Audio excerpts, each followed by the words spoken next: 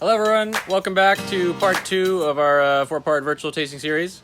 We are back at you with fresh haircuts and some aromatic white wines today. So I'll let Clint take it away for you. Welcome back, everybody. For all those who are concerned about my Wolverine-style COVID haircut, I hope that is a little more becoming. We'll come right into the wines here. We've got 3 wines, as Chris mentioned today. We're going to look at our Riesling, our Pinot Gris, and our First Contact, which we'll talk about in a second, starting with the Riesling, so really focusing on aromatics today. The Riesling that we make here is sourced from a vineyard that we look after in South Bay, about 10-15 minutes south of here. This is our 2019 vintage, so 100% estate fruit here, all county grown. We did add a little bit of Gruner. Those who may know that we have Gruner Veltliner growing on the vineyard here. We didn't have enough for a single Gruner varietal last year, so we added it into the Riesling. Blends rather nicely with the fruit. Basically, we're looking at here product from a reasonably good growing season, but Riesling is a bit of a late ripener. Towards the end of the season, we were struggling with getting the sugar ripeness up and dropping the acids a little bit. The fruit got very ripe in terms of aromatics, in terms of phenolics, but we were left with a fair bit of acidity here, and so what we did was leave a little bit of residual sugar. The premise here is that we do leave sugar to balance off any excess acidity that comes from the growing season. This technically is an off-dry Riesling. The off-dry minimum is 12 grams per liter residual sugar. This actually has 12.5 grams, so it's just at the bottom of the scale. Not to say that it comes across as sweet at all. On the nose, I'm getting full citrus, more lime, I would say. Flavors on that one. Really smells like a Jolly Rancher to me. I grew up with Jolly Ranchers. I am absolutely mentally crazy about them. So for me, that's a very positive thing. Super yum. Let's have a sip.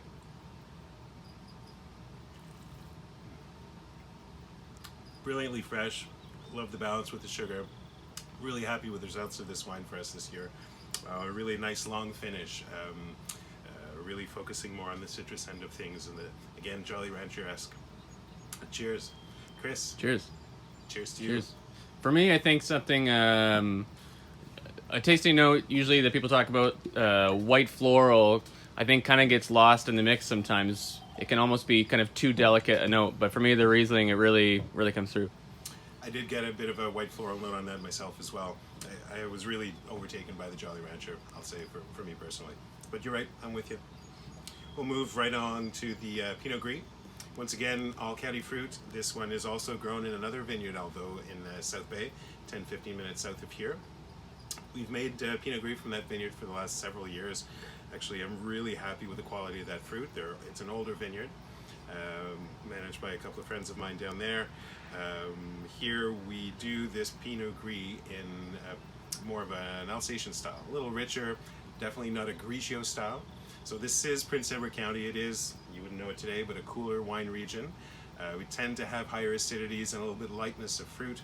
So in order to kind of counterbalance that and give it a little bit more breadth, what we do is first select a yeast that's isolated in Alsace, so that's northeast region in France, where we get a little heavier, richer, more fuller bodied wines, white wines, Pinot Gris specifically. So using that yeast, also using oak to ferment a part of this.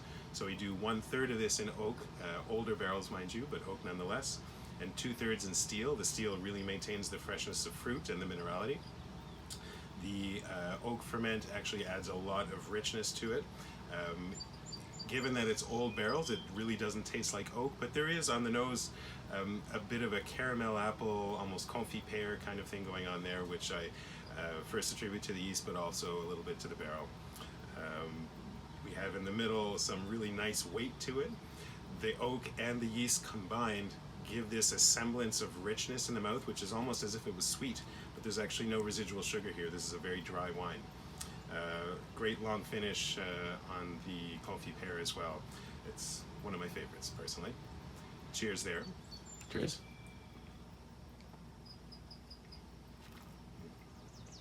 Fantastic. Nicely. We'll finish on our First Contact. You'll notice the branding's quite different.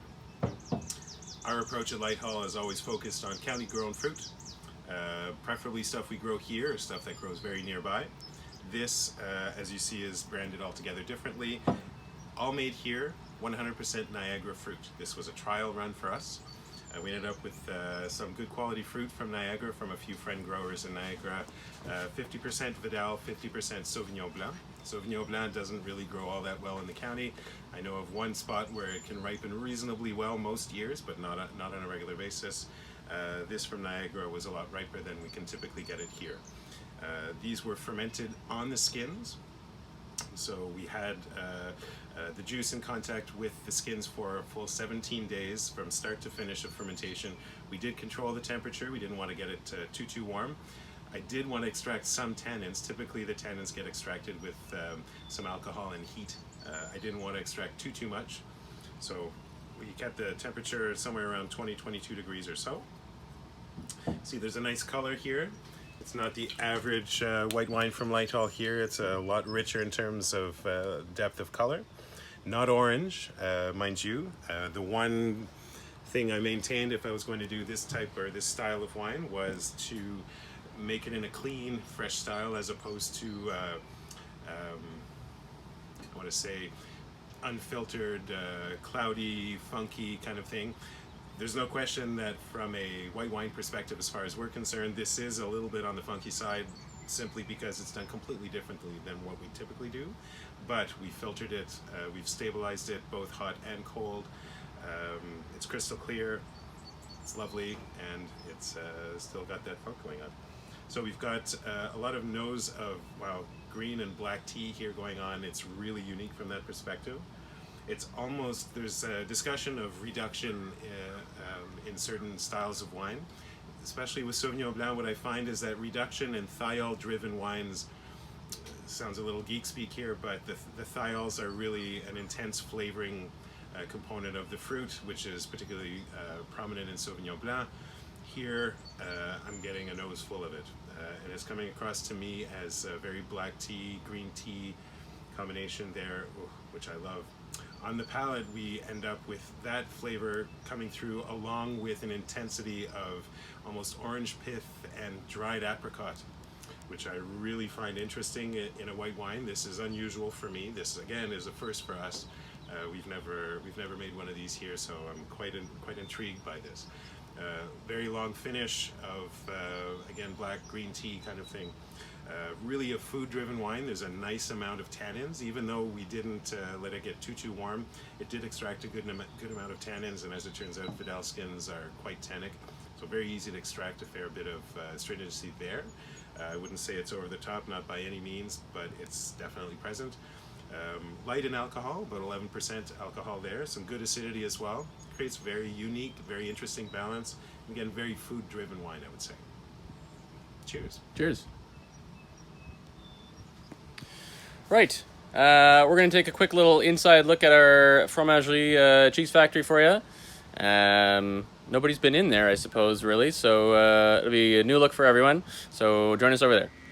Welcome to our cheese facility. Today we're actually in the process of a make. We are today making Phillipston Road. So we've just started cutting the curd. Come closer and take a look. So we've got a set of knives here in our 400-liter tank. By every stretch of the imagination, this, from a commercial perspective, is a very small tank. However, to put things into perspective, think about the fact that when you go to the grocery store and you buy a 4-liter bag of milk to take home and drink in your coffee and whatnot, this tank will hold 100 of those 4-liter bags. So it's an awful lot of cheese, an awful lot of milk to work with all at once. So come closer here and you'll see how the milk was fluid this morning. About a half an hour ago I added some rennet, some setting agent, and so now it's a little bit more firm, almost panna cotta kind of texture, and we cut the mass into smaller pieces of curd so that it can develop properly and what have you. After everything's cut, for this one, we start cooking the curd in this tank. So by using these knives and turning them backwards rather than forwards, there's one edge that's sharp and the other edge is very dull. Trust me, it's sharper than you think. Every time I watch them, I'm afraid of cutting myself. Nonetheless, going backwards actually stirs the curd. So you'll see here, already even, there's a lot of whey separating from the curd. It's almost mesmerizing sitting here watching this, but nonetheless. Once everything's prepped and ready to go into hoops, we put the curd from here into these molds. These are the molds we use for almost all of our hard cheeses, so our cheddar, our Phillipston Road, the washed rind, the cocoa, and the Gouda-style, which is called the NM. They all go into these molds and then into this press. This is our pneumatic press. It'll hold about 12 wheels. Today we're doing about 8, maybe 9 wheels. We'll see how it turns out. Holds a constant pressure. We leave the cheese in the press overnight and then take it out the following morning, put it into brine if it requires it, and what have you. This is our cheese making facility. We'll take a walk across the hall. Come with me. This is our aging room. We'll close the door right behind you.